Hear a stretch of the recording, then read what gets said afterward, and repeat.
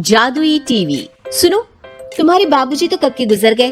अब उनका जो सामान है वो पड़े पड़े कबाड़ा हो रहा है। बेच ही दो, कुछ पैसे आ जाएंगे।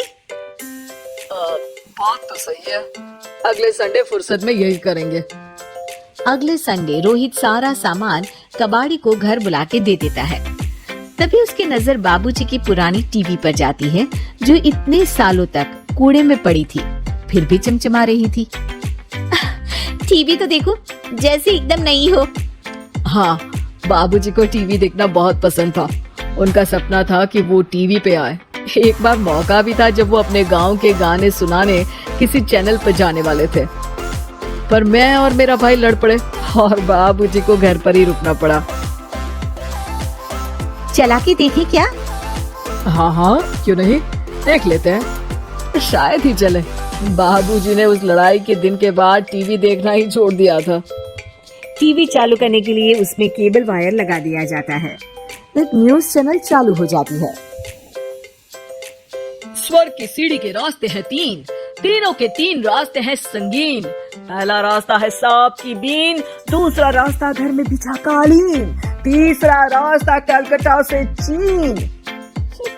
ये क्या बकवास खबर है, कुछ अच्छा लगा दो।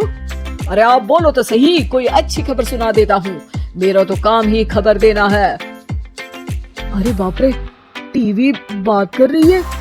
हाँ, ये न्यूज वाला मुझसे।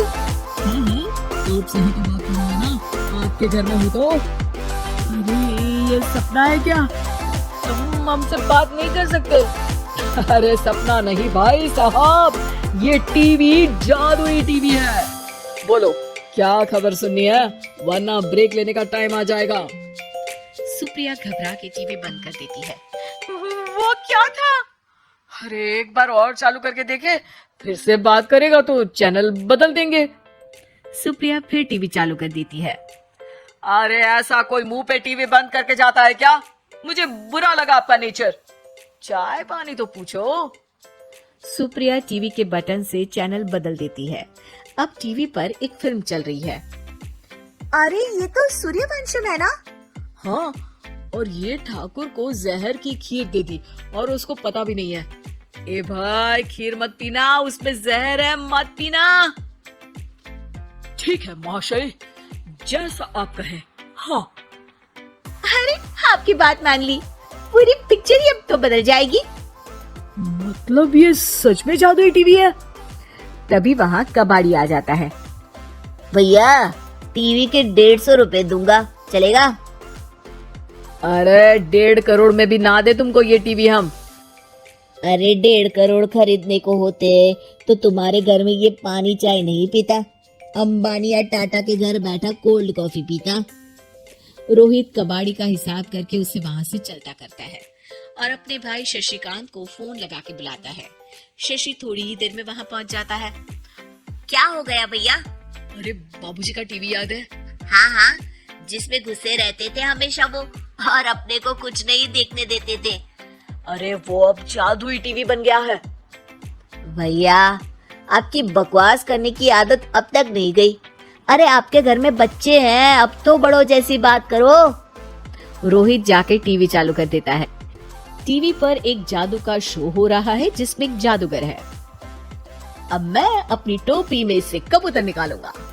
श्रिंग ब्रिंग शरिंग बम फपा फुफी फुफा बाउ। टीवी से कबूतर निकलता है और शशिकांत के सर पर आकर बैठ जाता है। भैया, ये क्या हो रहा है? भैया इसे उड़ाओ। ए कबूतर, जा जा, कबूतर चल निकल। अब मैं टोपी में से सांप सुनते ही शशिकांत कांप जाता है और भाग के टीवी बंद कर देता है। भैया सॉरी भैया, मैं समझ गया ये सच में जादुई टीवी है। पर एक बार और ट्राई करते हैं। पर भाभी, कोई दूसरा चैनल लगाओ जिसमें डर ना लगे। सुप्रिया टीवी चला देती है और न्यूज लगा देती है। अरे कितने दिनों बाद मुझे याद आया, बताइए क्या खबर सुनाओ। और ये नया आदमी कौन है? ये मेरा भाई है शशिकांत। यस, वही है ना जिससे तुम लड़ लिए थे किसी बात पे और तुम्हारे बुढ़ाओ पिताजी गुस्सा हो गए थे और टीवी को संन्यास दे दिया था। हैं? तुमको आपको कैसे पता ये सब? इस टीवी में रहने वाले आदमी से लेकर कबूतर तक को तुम्हारे बाबूजी और तुम्हारी बातें पता है, इसलिए तो ये जादुई टीवी है। ये टीवी क्या कर सकती है वैसे? तुम जो मांगो दे सकती है। कहानी बदल सकते हो, खबर बदल सकते हो, कोई चीज मांग सकते हो। अरे भैया, ये टीवी मैं लेके जा रहा हूँ। बाबूजी का लाडला तो मैं ही था ना। अरे ऐसे कैसे? मैं बड़ा बेटा था। अब तक मेरे घर में टीवी थी ना। अब तक कहाँ गए थे पिताजी के लाडले? तुम्हारी गलती का एहसास भी है। अरे भैया ज्यादा ना बोलो वरना भूल गए, आपके दांत तोड़ दिए थे मैंने उस लड़ाई में।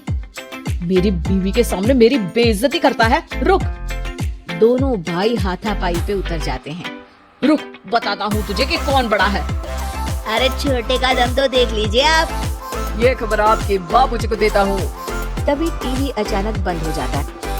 अरे शायद टीवी नाराज हो गया, और लड़ लो। आए बड़े खली बनने। टीवी से एक तेज रोशनी निकलती है और टीवी में बाबूजी दिखाई देते हैं। बाबूजी आप इतना चकरा क्यों रहा है? अपने बाप को नहीं पहचानता क्या? ये तो ऐसा ही है बाबूजी। प्रणाम बाबूजी। अरे चुप कर, तुम दोनों ही उल्टे हो। तुम्हारी वजह से मैंने टीवी में आने के सपने को छोड़ दिया, तुम्हारी लड़ाई की वजह से। और तो और, जितना मैं अपनी बीवी को नहीं देखता था उतना टीवी को देखता था, वो भी छोड़ दिया तुम दोनों की लड़ाई की वजह से। और अब मरने के बाद जब मैंने टीवी को जादुई टीवी बना दिया तो भी तुम इसका फल लेने की जगह लड़ रहे हो। अरे तुम तो लायक ही नहीं हो। अब तुमको बाबा जी का ठुल्लू भी नहीं मिलेगा। बाबूजी चले जाते हैं। टीवी बंद हो जाता है। रोहित और शशिकांत गिड़गिड़ा के टीवी के सामने हाथ जोड़ के बाबूजी को बुलाते हैं।